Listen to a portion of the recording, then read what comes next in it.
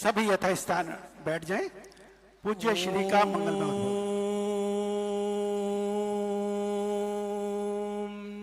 नमः सिद्धेभ्यः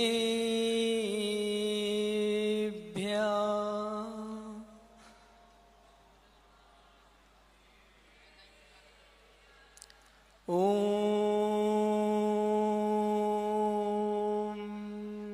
नमः सिद्धेभ्यः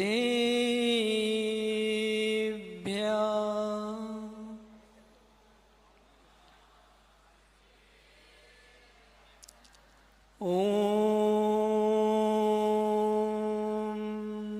नमः सिद्धेभ्यः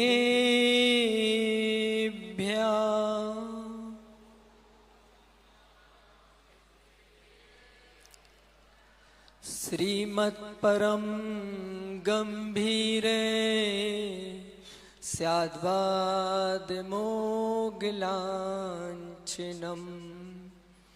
ज्याते लोकनाथस्य शासनम् जिन शासनम् तुभ्यं नमोस्तु भवसागरतारिणाय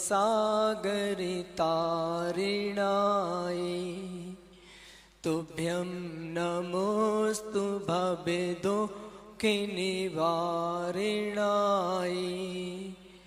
आध्यात्मे मूर्ति गुरुदेवे नमोस्तु तुभ्यं आचार्य वरिसु विशुद्धि नमोस्तु तुभ्यं नमो अरिहन्ताळं नमो सिद्धाळं नमो आयर्याळं नमो अज्जायाळं नमो लोये सभ्यसाहुणम्।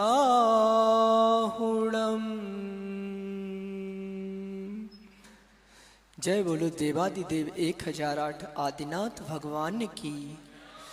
वर्धमान शासन नायक महावीर स्वामी की जय। बोलो आचार्य भगवान कुंद कुंद स्वामी की जय। बोलो समाधित गणाचार्य आचार्य भगवान विराग सागर जी महाराज की जय। बोलो चरिया श्रोमणि आध्यात्म मूर्ति आचार्य भगवान विशुद्ध सागर जी महाराज की जय। बोलो अनंत अनंत सिद्ध परमेष्टि भगवान की 3 कम 9 करोड़ मुनिराजों की।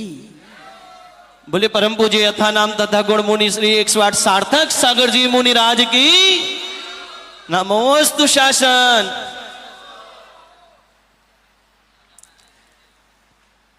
बंधु अंतिम तीर्थेश वर्धमान स्वामी के शासन में हम सभी विराजते हैं। तीर्थंकर जिनेन्द्र की पीयूष देशना जिनेन्द्र वाणी मनीषियो जगत कल्याणी हो। इस सर्वज्ञ शासन नमोस्तु शासन जयवंत हो बीतराग श्रवण संस्कृति। वो ज्ञानी अरहत परमेश्वर जिनेन्द्र के शासन में हम वस्तु के वस्तुत्व को समझ रहे हैं कि वास्तव में वस्तु का वस्तुत्व है क्या। वस्तु स्वभावो धम्मो, वस्तु का स्वभाव जो धर्म है वो कोई अलग से नहीं है, जो है सो है। यहां पर हमें वस्तु व्यवस्था को समझना है कि वास्तव में वस्तु व्यवस्था है क्या। हमारे अनुसार वस्तु व्यवस्था को क्या कोई परिवर्तन किया जा सकता है? उपचार से तो कह सकते हैं कि ये हो गया, हमने ये कर लिया, ये व्यवस्था बना ली, ये कर दिया, लेकिन वस्तु तो व्यवस्था जो है सो है। ऐसे ही हमारे जीवन में ऐसे कई क्षण, ऐसे कई पड़ाव आते हैं जिनमें हम अपने आप को हतोत्साहित कर बैठते हैं। उससे बचने के लिए हमें किसका सहारा लेना पड़ता है? धर्म का, गुरुओं का, मतलब देव, शास्त्र, गुरु।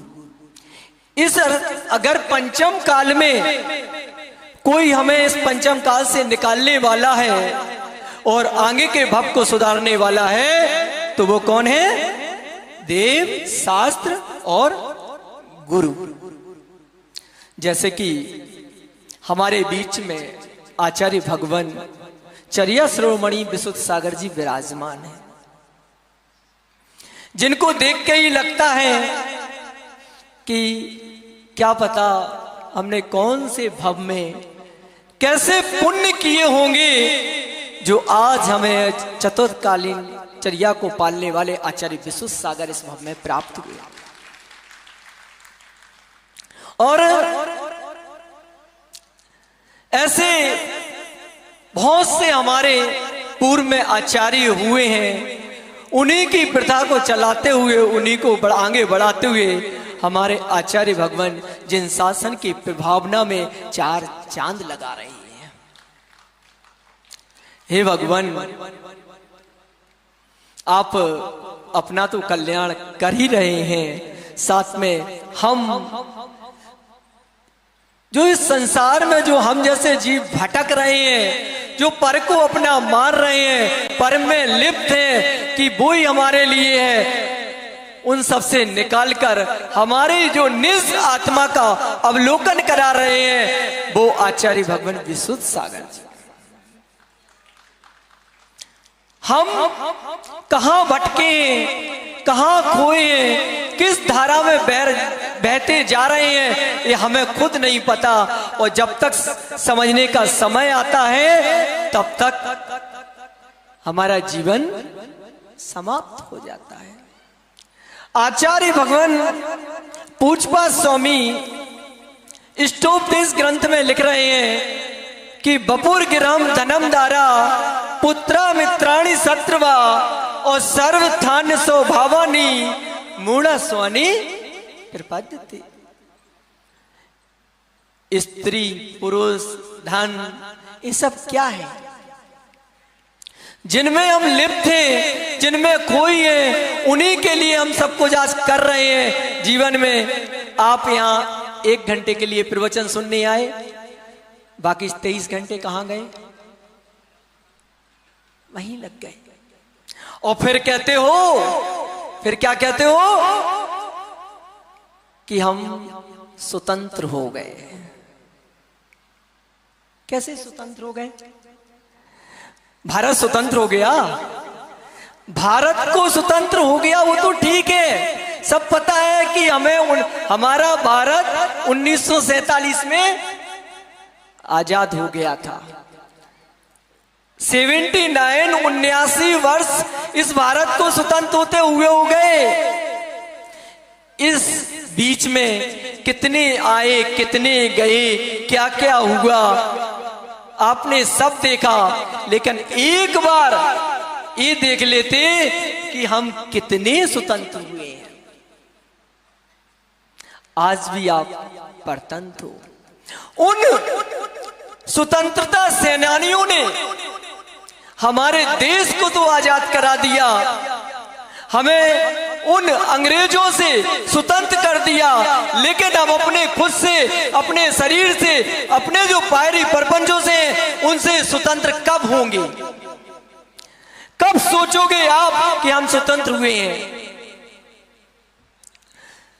जो स्वतंत्रता सेनानियों जिन्होंने हमें आजाद कर दिया तो उनके तो अब गुण गा रहे हैं, और जो साक्षात हमें मोक्ष का रास्ता दिखाने वाले ऐसे परम दिगंबर मुनि साधु हैं उनको हम देख नहीं रहे। वो तो स्वतंत्र करा के चले गए, कहां चले गए ये हमें नहीं पता, तुम्हें नहीं पता, कहीं ना कहीं होंगे। लेकिन जो साक्षात में ब्रह्मलोक की आत्मलोक की चित स्वरूप चेतन आत्मा के दर्शन करा रहे हैं, उससे स्वतंत्र होना कि नहीं होना? कब होना? क्या करोगे? क्या करने आए थे और क्या करने लग गए, बस यही है। सुबह से माताएं दाल रोटी सब्जी, बच्चों के स्कूल का बस्ता टिफिन तैयार किया और ये फिर लग गए दाल रोटी सब्जी। बच्चे फिर शाम को स्कूल से आए, फिर उनकी ड्रेस, फिर उनको दाल रोटी सब्जी, फिर लग गए। क्या है ये? तो हम भवो भवो से करते आए हैं। एक बार इस धर्म की शरण लेके तो देखो, एक बार इस धर्म के अंदर उतरकर तो देखो। आप कहते हो कि स्वतंत्रता सेनानियों ने इस भारत को स्वतंत्र कराया, उपचार से कह सकते हो कि देश को स्वतंत्रता कराने में भारत के स्वतंत्रता सेनानियों का योगदान है। लेकिन इस भारत को अगर किसी ने स्वतंत्र कराया है और स्वतंत्र है, अगर पूर्वाचार्यों को देख लें और इतिहास उठा के देख लें तो ये दिगंबरी साधु हैं जिन्होंने इस भारत को स्वतंत्र कराया है। और आगे भी भविष्य में अगर संसार में अगर स्वतंत्र कोई कराएगा या भारत स्वतंत्र हो गया तो इन्हीं से दिगंबर साधुओं की बदौलत भारत स्वतंत्र रहेगा, क्योंकि इनके अंदर कोई स्वार्थ नहीं है। इन्हें आप लोगों से कुछ चाहिए नहीं है कि हमें कुछ देते जाओ, कि आपने एक दिन में 1 लाख रुपए कमाए तो उसका 10% हमारी पेटी में दे दो। ऐसा है क्या? नहीं है ना? तो जब नहीं है तो आप कुछ करते क्यों नहीं? कितनी आकांक्षा थी, कितनी अभिलाषा थी दिल्ली वालों की कि कोई ऐसे साधु आए जो इस दिल्ली के श्राप का जो बाहरी आडंबरों में डूबे हुए हैं उससे बाहर निकले। ये थी कि नहीं आप लोगों की आकांक्षा? क्यों शरद महालक्ष्मी पंडित जी, आकांक्षा थी कि नहीं थी? थी, लेकिन आ भी गए। वो आने के बाद भी क्या सुधार पाया? 20 दिन निकल गए, ऐसे ही 2-3 महीने और निकल जाएंगे। तो क्या करना है? हमें स्वतंत्र होना है। और एक चीज और, हमारे साधु का क्या योगदान है इस भारत के प्रति, इस देश के प्रति, इस राष्ट्र के प्रति, इस विश्व के प्रति। आज आप लोग जिस भारत में रह रहे हो उस भारत को अगर स्वतंत्र कराने का सबसे पहला अधिकार था, भारत मिला, वो आदि तीर्थंकर, आदि ब्रह्मा, आदिनाथ भगवान, जिनके पुत्र का नाम भरत, जिसके नाम पर ये भारत देश पड़ा। वैदिक, ये मैं अपने मन से नहीं बोल रहा हूं या कोई किताबी बातों से बोल रहा हूं। आप इनको ना ये कहें कि जैन धर्म के ग्रंथों में ही आया है, आप वैदिक पुराणों में भी देख सकते हैं कि भारत का नाम भारत कैसे पड़ा है। इसलिए मैं मुख्य क्या है, आपका जीवन को सुधारने का मुख्य कार्य है आपका धर्म। यदि आपको अपने जीवन को स्वच्छ करना है, स्वच्छ बनाना है, निर्मल बनाना है, तो मात्र एक शरण है, वो है धर्म की शरण। उस धर्म की शरण में जाओगे तो आप अपने जीवन का, अपनी निज चेतन चंकोकणी आत्मा का उद्धार कर सकते हो। और फिर समय तो अपनी गति से चल रहा है, चलने दो, उसकी टेंशन नहीं अपन को। समय तो अपनी गति से चल रहा है, उसको चलने दो, क्योंकि अगर समय को देखते रहे तो वो भी समय निकल जाएगा। इसलिए हमें समय को नहीं देखना है, और समय को देखना भी पर कोई देखना है। क्या देखना? उपचार से देख सकते हैं, लगा सकते हैं कि हमें आचार्य भगवान को भी सुनना है, लेकिन समय क्या है? ये समय तो किसी ने कहा है कि जब तक तेरे पुण्य का बीता नहीं करार, तब तक तुझको माफ है, चाहे ओगुन करे हजार। मतलब पुण्य, यशोधर सागर जी, ये हम सबका पुण्य चल रहा है, जो हम आचार्य भगवान की छत्र छाया में बैठे हैं। तो इस पुण्य को कमा लो, इस पुण्य को अपने अंदर रख लो, क्या पता कब चिड़िया फुर्र हो जाए। इसलिए हमें अपने पुण्य को संभालना है, और पुण्य को संभालें कैसे? साधु का मतलब होता है समता, और दूसरा धैर्य। जिस साधु के अंदर समता और धैर्य है, वो साधु इस पंचम काल में भी चतुर्थ काल की चर्या को पालन कर रहा है। आप कोई श्रावक आया साधु के दर्शन करने, और आपने गेट से ही उसे कह दिया जाओ जाओ जाओ, कहां गई समता? कम से कम ऐसे ही तो करना था। तो वो कहते जाता, चार लोग, अरे उनने हमें आशीर्वाद दिया।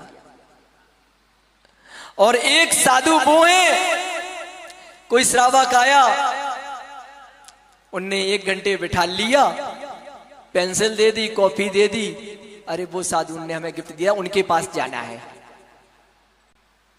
तो है ऐसे हमें साधु के अंदर समता और धैर्य होना चाहिए। अगर जिस साधु के अंदर समता और धैर्य है, वो साधु ही इस पंचम काल में साधु है। और जीवन में हमें स्वतंत्र होना है, इस शहर से नहीं, इस देश से नहीं, इस राज्य से नहीं, हमें अपने इस देश से स्वतंत्र होना है।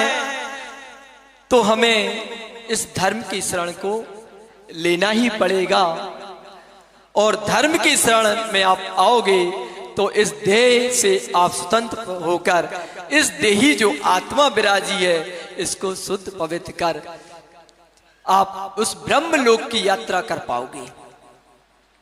इसलिए हमारे जीवन में गुरु का महत्व बहुत बड़ा है। मैं तो समझता हूँ, जानता हूँ 24 घंटे, और मैं तो अपने जीवन में यही प्रार्थना करता हूँ कि जब जब मेरा इस संसार में जन्म हो, जब जब मैं इस संसार में आऊं, तो यही विशुद्ध सागर नहीं तो वो तो राग हो जाएगा।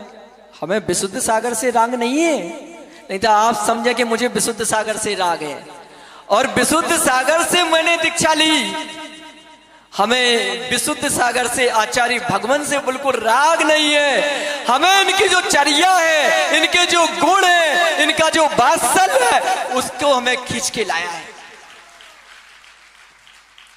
और ऐसे विशुद्ध सागर हर काल में, हर भव में कोई ना कोई होते रहेंगे। और अगर मैं इस पंचम काल से आगे इस भव में आया, तो ऐसे विशुद्ध सागर ही हमें मिले, जिनसे हम अपनी दीक्षा लेकर अपना कल्याण कर उस मोक्ष पद की पदवी को प्राप्त कर सके। क्योंकि सबको मोक्ष जाना है। सब खाना तो अच्छा अच्छा खाना जानते हैं, सब अच्छा अच्छा खाना खाना चाहते हैं, कोई नहीं चाहता। ये साधु भी जो मुनिगण यहाँ बैठे हुए हैं सभी, वो भी चाहते हैं मुझे अच्छा चौका मिले, अच्छे पड़गाहन करने वाले मिले, और चौका में अच्छी शाही पनीर, बाकी कुलचे वगैरह, इडली डोसा सब मिले, सब मिलेंगे। मेरा विश्वास मानो, सारी चीजें आप लोगों को सब अच्छी मिलेंगी, लेकिन उसके लिए क्या करना पड़ेगा? वैसा काम तो करो, वैसी क्रिया भी तो करो। कारण के बिना कार्य नहीं होता है। अब दिन भर सोना है, क्लास पढ़ना नहीं है, और साधु की भैयावृत्ति करना नहीं है, कुछ करना नहीं है, तो कहां से पुण्य आएगा और कहां से अच्छा काम मिलेगा? यही श्रावक के लिए है, यही साधु के लिए है। अगर आपको जीवन में कुछ पाना है, कुछ लेना है, तो अपने अंदर समता और धैर्य को धारण करो, और गुरुओं की शरण में जाकर उनकी सेवा, भैयावृत्ति, स्वाध्याय का लो, तो आपके जीवन में उद्धार हो सकता है, और आप जो जीवन को अपना लक्ष्य बनाए हैं उस जीवन को प्राप्त कर सकते हैं। ऐसे चर्या शिरोमणि आचार्य भगवान कोटि कोटि सा आपको नमोस्तु भगवान कि आपने इस जीव का जो कल्याण किया है, ऐसे ही हर बम में मुझे मेरा कल्याण हो। नमोस्तु भगवान, नमोस्तु भगवान। आचार्य भगवान विश्व बोले परम पूज्य उग्र उपवासी मुनि श्री सार्थक सागर जी महामुनि राज की।